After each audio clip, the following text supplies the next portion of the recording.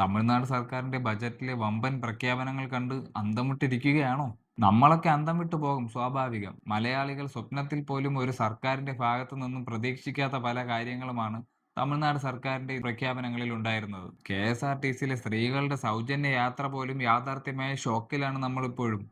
അപ്പോഴാണ് തമിഴ്നാട്ടിൽ അതുക്കും മേലെ പ്രഖ്യാപനങ്ങൾ.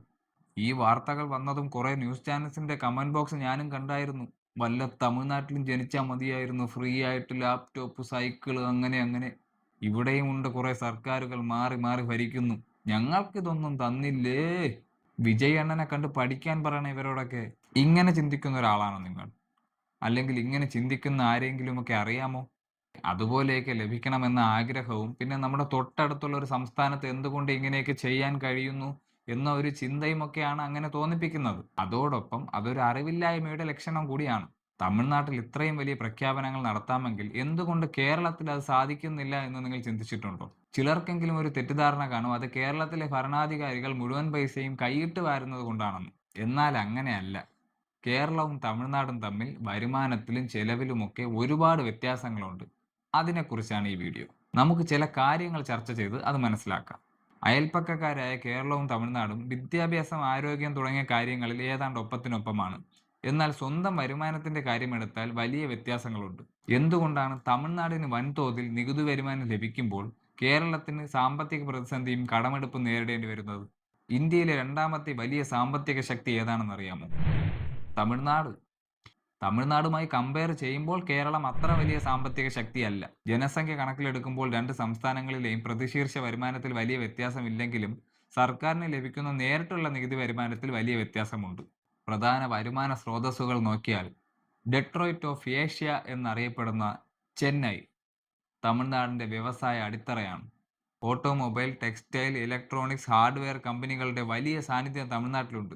ഇതിലൂടെ തമിഴ്നാടിന് ഭീമമായ GST, കോർപ്പറേറ്റ് പാർട്ണർഷിപ്പ് എന്നിവ ലഭിക്കുന്നു. എന്നാൽ കേരളത്തിലോ നിർമ്മാണ മേഖല വളരെ കുറവാണ്. സർവീസ് സെക്ടറിലും ടൂറിസത്തിലുമാണ് മെയിൻ ആയിട്ടും കോൺസെൻട്രേറ്റ് ചെയ്യുന്നത്.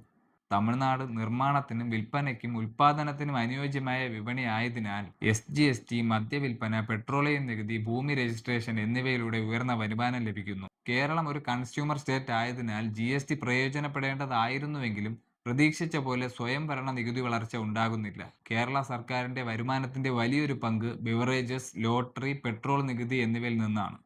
കേരളത്തിന്റെ പ്രധാന സാമ്പത്തിക ശക്തി പ്രവാസി പണമാണ്.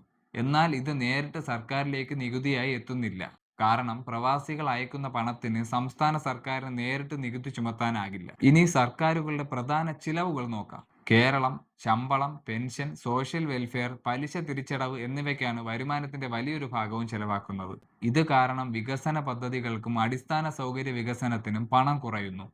തമിഴ്നാട്ടിലും ക്ഷേമ പദ്ധതികൾ ഉണ്ടെങ്കിലും ഉയർന്ന ഉൽപ്പാദന വരുമാനമുള്ളതിനാൽ വികസനത്തിനും ഇൻഫ്രാസ്ട്രക്ചറിനും കൂടുതൽ പണം മാറ്റിവെക്കാൻ സാധിക്കുന്നു. അങ്ങനെ പലതരത്തിൽ കേരളത്തിനേക്കാൾ തമിഴ്നാട്ടിന് വരുമാനം ഉള്ളതിനാലാണ് മലയാളികൾ അന്തം വിട്ടു നിൽക്കുന്ന തരത്തിലുള്ള പ്രഖ്യാപനങ്ങൾ തമിഴ്നാട് സർക്കാരിന് ചെയ്യാൻ സാധിക്കുന്നത്. എന്ന് കരുതി കേരളം മോശമാണെന്നല്ല, കേരളത്തിനും അത്തരത്തിൽ ഉയർന്നു വരാൻ സാധിക്കും. കേരളം ഭാവിയിൽ കൂടുതൽ നിക്ഷേപ സൗഹൃദവും വ്യവസായ സൗഹൃദവും ആകുമ്പോൾ അത്തരത്തിൽ മാറ്റം കേരളത്തിലും ഉണ്ടായേക്കാം.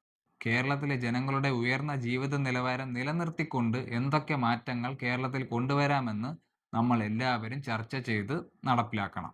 ഇപ്പോൾ എന്തുകൊണ്ടാണ് കേരളത്തിനേക്കാൾ വലിയ വലിയ പ്രഖ്യാപനങ്ങൾ തമിഴ്നാട്ടിൽ വരുന്നതെന്ന് മനസ്സിലായി കാണും. കേരളത്തിൽ അതുപോലെ വലിയ പ്രഖ്യാപനങ്ങൾ വരാത്തത് ഇവിടെയുള്ളവർക്ക് ഭരിക്കാൻ അറിയാത്തത് കൊണ്ടാണ് എന്ന് പറയുന്ന നിങ്ങളുടെ കൂട്ടുകാർക്ക് ഈ വീഡിയോ അയച്ചു കൊടുക്കുക.